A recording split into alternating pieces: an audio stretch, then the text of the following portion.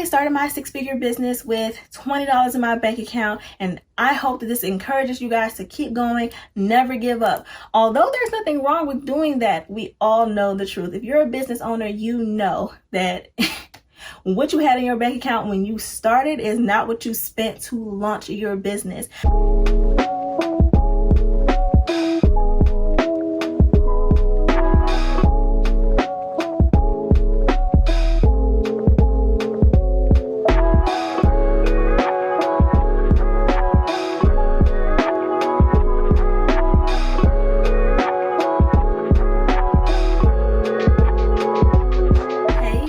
Welcome back to the Kurldom. My name is Janell, and I am the founder and K.E.O of Kultured Kurlz LLC. And today I am back with another video. Today's video is going to be all about the do's and don'ts of business.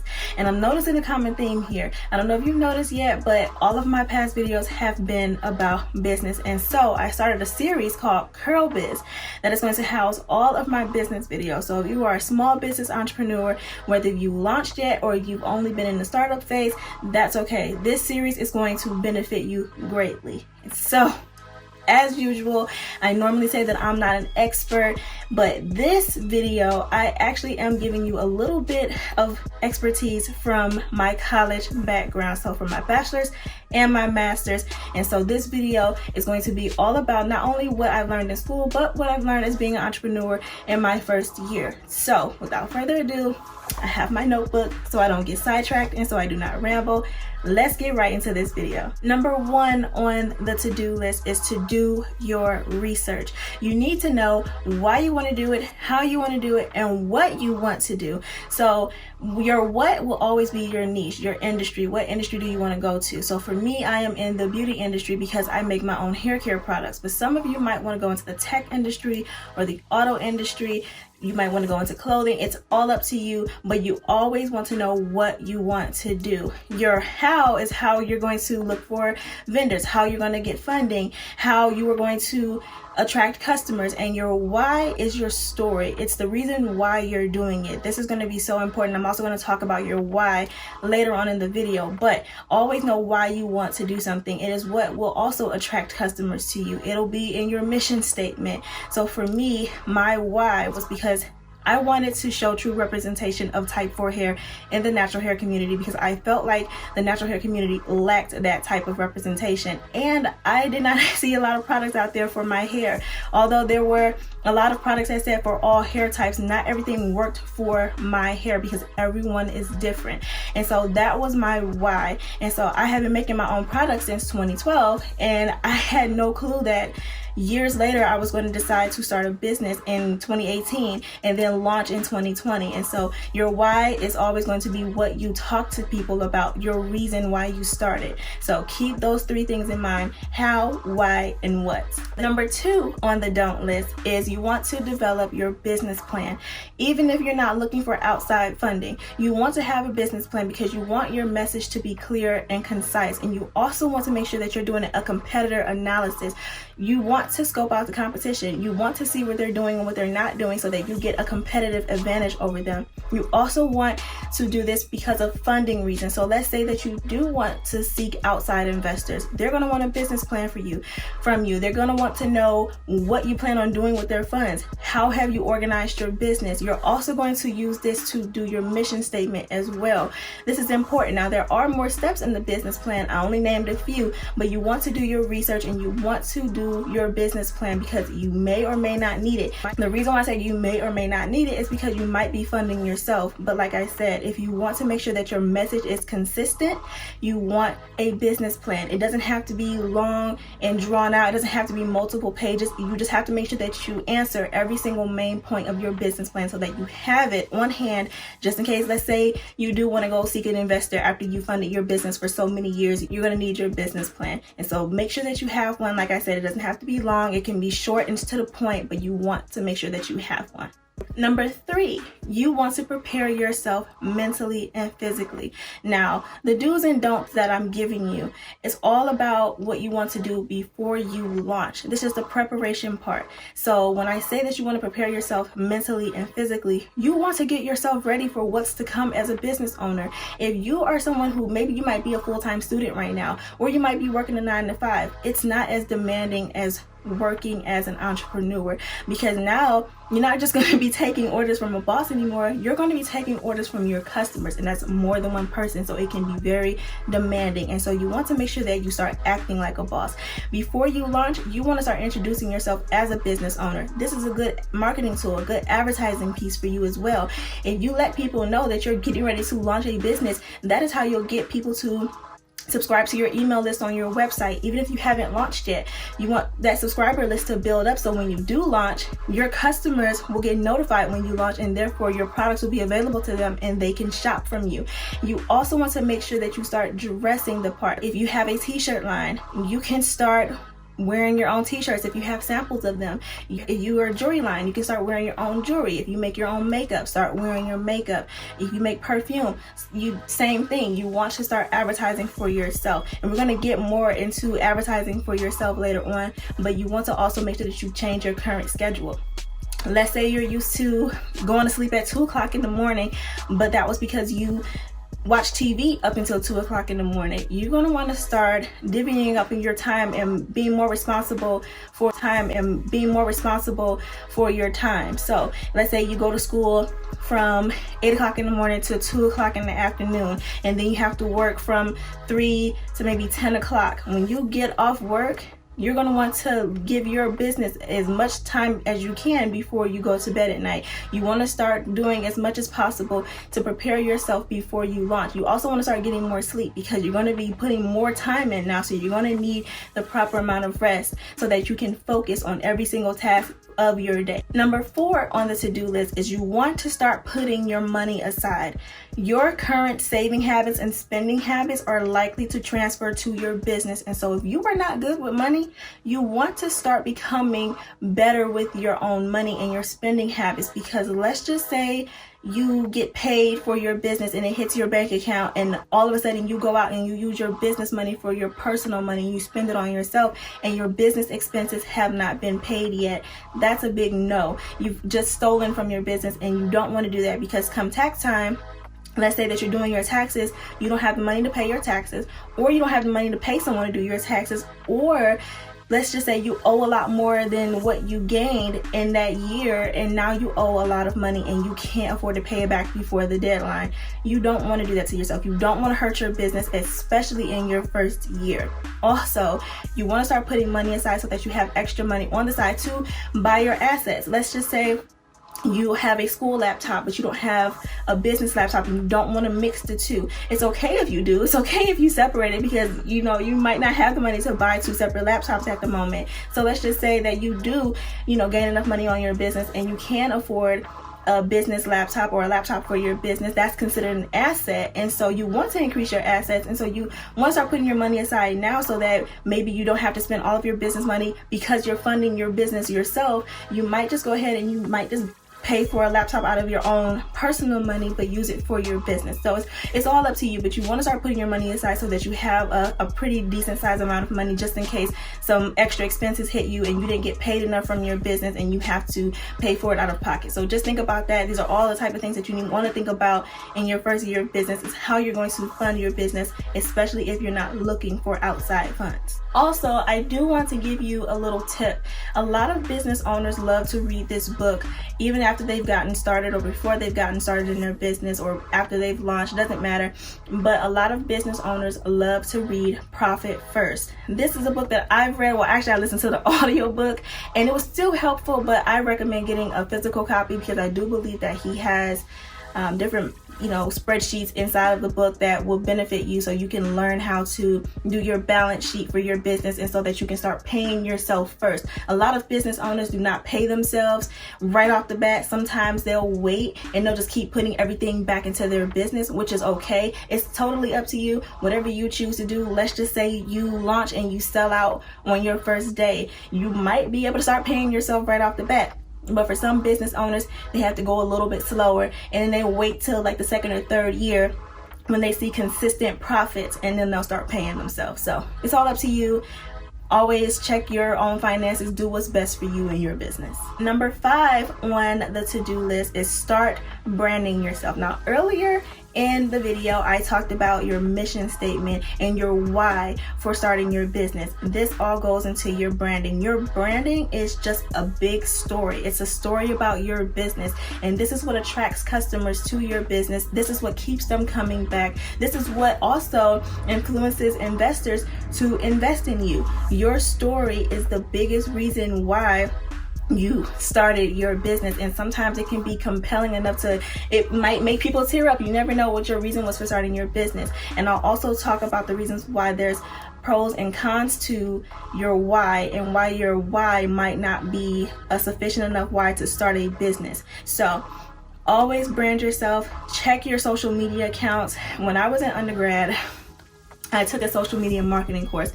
I hated that class, but I do remember taking one part of that class with me literally for the rest of my life, or literally since I've graduated from undergrad. And the teacher told us, he said, you don't want your personal Instagram to mix with your business Instagram. And I see a lot of business owners doing that. Now, although it might work best for them as business owners to merge both accounts, it's not good for branding. You have a personal brand, and then you have your business brand. Your personal brand can certainly hurt your business brand, and you don't want that to happen. You don't want customers to lose interest in your business because of what you're doing in your personal life. So for example, let's just say you sell Bibles, and on your business Instagram, you post motivational quotes, you post different scriptures, and you also post like your different Bible selections, and then you have your personal account linked, and then your customers go to your personal page, and the first thing they see the CEO doing is stretched out on a sidewalk, drunk with your t-shirt over your head. They're not going to want to buy from you. As a matter of fact, they might even report your page, and they might tell all their friends, don't buy from her or him because he doesn't practice or she doesn't practice what she preaches. So you don't want to do that. You don't want to hurt yourself. I personally don't believe that there's such thing as business ethics. You either have it or you don't. So if you know that what you might be doing in your personal life is just wrong, you might not want to have a personal page at all. Now, like I said earlier, some people mix both pages. They have their personal and their business page together. Although there might not be anything wrong with that, you want to make sure that your personal life, your personal brand reflects back to your business. And so if you sell wigs, if you post a picture of yourself, make sure that you're wearing your wig. You're advertising, how you make your wigs and how you install them. So if it's personal and business combined, make sure that they both have something to do with each other. You don't want to post a picture of you day drinking with your friends and it has nothing to do with your business. So always make sure that if you have both of them together, they make sense, they correlate with each other. If not, keep them apart, but make sure that your personal page is still a representative of your business. Number 6 on the to-do list is to expect correction. Now, correction is not punishment.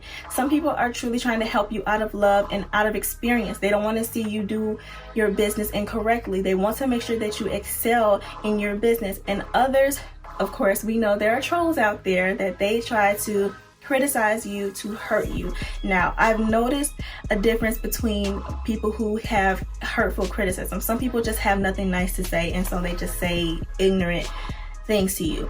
Other people, they're a little bit envious. They might come onto your page and see you doing well in your business, and maybe they tried and attempted to become business owners themselves and they gave up.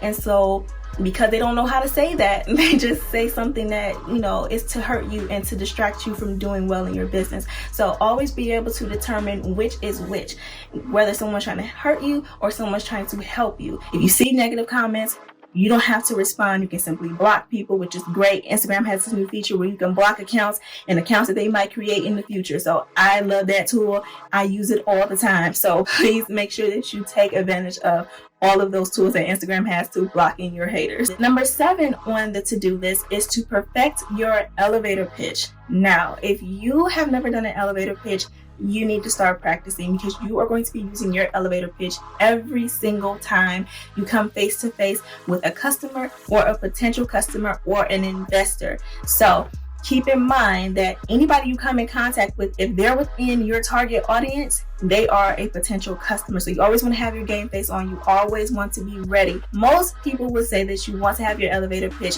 from 20 to 30 seconds long, while a lot of other people will say 30 to 60 seconds. Now, what will I say? I'll say 30 to 45, because 60 seconds is too long, and so many people are on the go. Some people have short attention spans that you don't want to hold them for too long. You want to get straight to the point. And so your elevator pitch has a lot to do with your brand. It has a lot to do with your story, your why you started your business. And so your elevator pitch is, in a nutshell, just a snapshot of your business plan. So 20 to 30 seconds, 30 to 45 seconds, 30 to 60 seconds, choose whatever time works for you, but you always want to make sure that your elevator pitch is right. So my tip is to take bits and pieces from your business plan, your branding, and your why, and put it all together and make sure that you have it within enough time to where you can get the most important factors of your business out to the customer. You're going to want to use your elevator pitch at pop-up shops, and let's just say you run into an investor, or let's just say you meet someone and you're talking to someone about your business and they say, well, hey, I'm an investor. And you like, oh, well, let me tell you about my business. So you always want to make sure that you have your elevator pitch. Now, one thing I also recommend is practicing in the mirror. Record yourself as well so you can see how you're looking. Check your tone. You always want to make sure that you're smiling when you're talking about your business. Investors want to know that you're just as passionate about your business as they are passionate about the money that they're going to give you for your business. Number 8 on the to-do list is to find like-minded people. So there are Facebook groups out there. I'm actually a part of a Facebook group as well, and it has been a lifesaver for me. I have people in my family and I have friends who are also entrepreneurs, but sometimes it's good to hear from outside people, outside business owners, what they do, what they use in their business, because in Facebook groups, you'll notice that so many people are super helpful because they want to see other people win. They understand that, hey, even though you're in the same industry as me, we can all make money.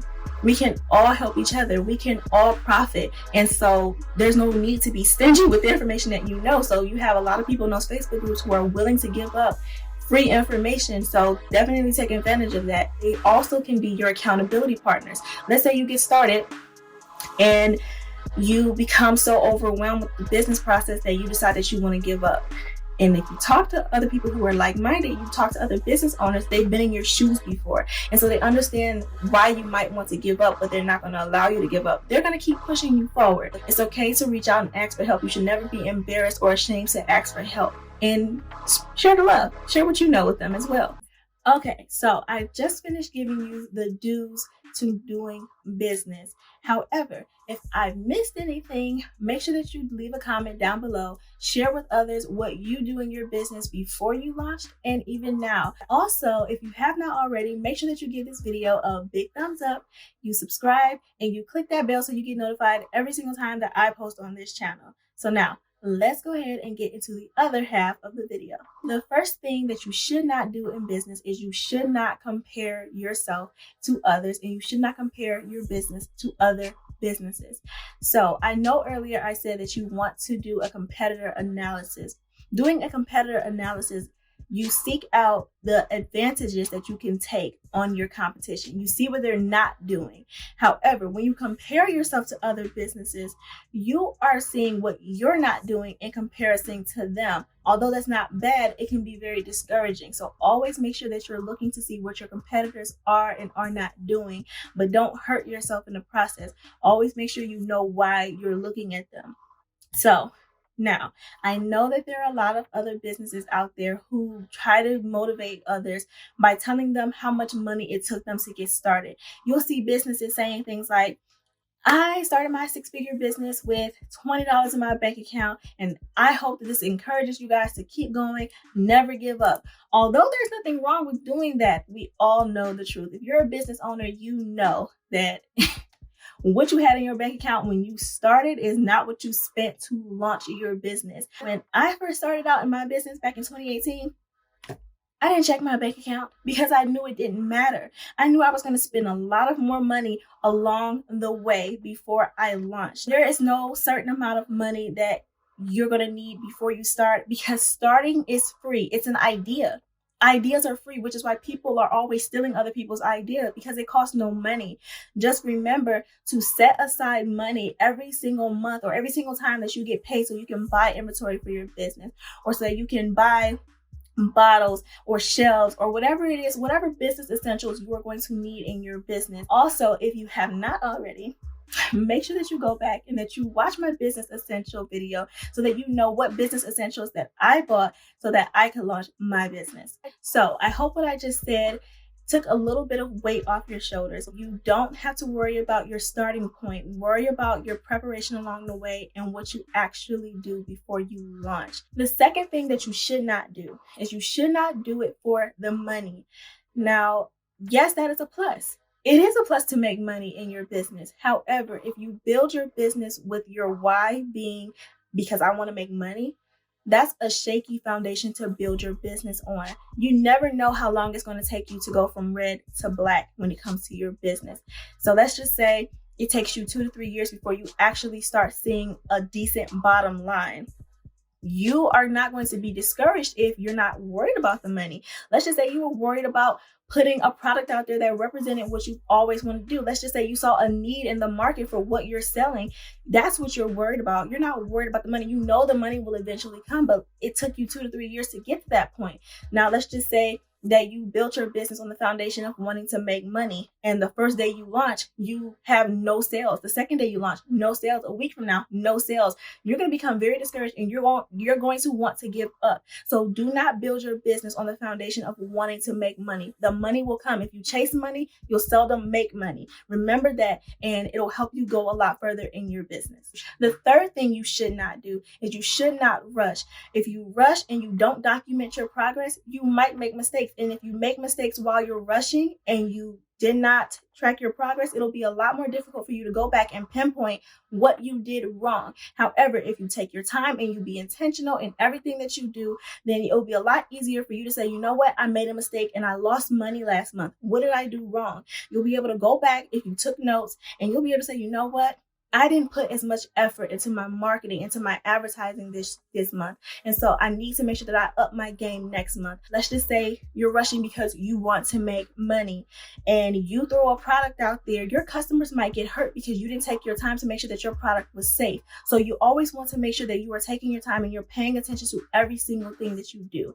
Now, for the video that I made for formulating in business essentials, I mentioned that you want to have a notebook. It's important to have a notebook for whatever you're doing in your business. It could be multiple notebooks for different reasons, but you want to make sure that you have a notebook so you can track your progress. I have notebooks with just regular white pages, and I also have a finance notebook that is considered my bookkeeping notebook, where I keep track of all my finances in my business. You're going to want to make sure that you buy both notebooks, a blank notebook and a bookkeeping notebook. You can also hire a bookkeeper and they'll do it for you. I also use QuickBooks, so I have an electronic form of accounting, and then I have my manual form of accounting. You want to make sure that you have both, but do what's best for you and your budget.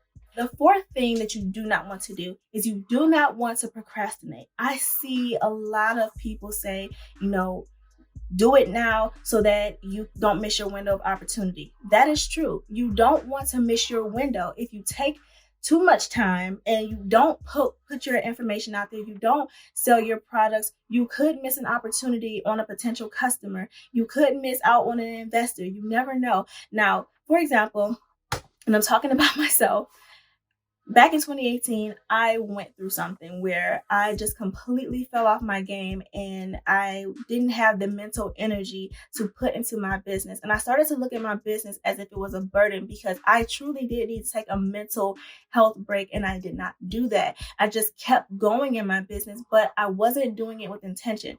I was just posting whatever I could find on Instagram. I wasn't putting out my normal DIY tips and tricks on how to take care of your natural hair. I was just posting inspo pictures. And as I was doing that, I was doing it a lot. And I was doing it with the same caption or with similar captions. And I was doing it with the same hashtags. And I believe that Instagram started to look at me as a spam page. And they started to say that, you know what, she's consistent, but she's too consistent. And so I was shadow banned. And it was unfortunate because I wasn't shadow banned in 2018. I didn't get shadow banned until 2 months before my launch date. So a lot of my customers who were seeing me all the time no longer saw me anymore. And so I lost out on that opportunity to sell products to people who had been with me since the day I started on Instagram. So it definitely hurt me more than it helped me. So do not procrastinate. Always make sure that you're consistent and you're intentional about every single thing that you post, every single thing that you put out, so that your customers or current subscribers, future customers can see.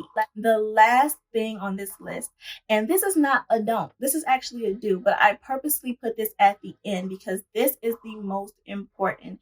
You want to be your biggest supporter. You want to be your biggest cheerleader. You want to be your biggest hype man for your business. Because like I said earlier, investors and your customers want to see that you're passionate about your business. They want to see that you're enthusiastic about your business, and you're going to need to be that for your business. So let's just say you have a hard time gaining traction or gaining customers. Customers want to see you using your own product. They don't want to see you using someone else's product when you're trying to sell them your product, because they're going to say, you know what? Why should I buy hers, or why should I buy his product if he's using someone else's? I might as well just go to the competition. You don't want to do that. Don't shoot your own self in the foot by using someone else's product. Now, is it okay to swap it out every once in a while, so that, let's just say you have a hair care line and you don't want your hair to plateau on your own hair care products? Yeah, it's okay to swap it out every now and again, but don't show your customers that. If you have a t-shirt line, yeah, wear your own t-shirt. If you have your own jewelry line, wear your jewelry.